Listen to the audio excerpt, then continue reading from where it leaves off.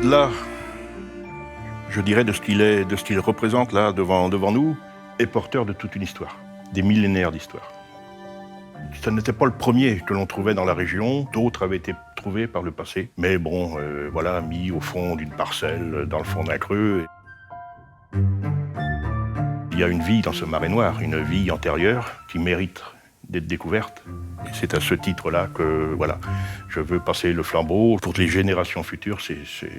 Pour moi, c'est exceptionnel, quoi. C'est au-delà de mes espérances. Le Couëron il a été découvert à Saint-Guinou, à quelques kilomètres d'ici.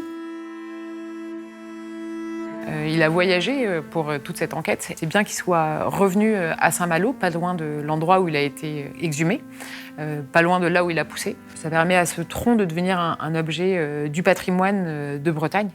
Alors, le Couëron, aujourd'hui, on a décidé de le situer vraiment à l'entrée de l'exposition. Ça permet de vraiment faire le lien entre le minéral et le vivant, avec ce morceau de bois en partie fossilisé et stabilisé, et comment il s'est minéralisé peu à peu, et comment on peut introduire le discours que nous on porte sur les minéraux et sur l'agriculture derrière.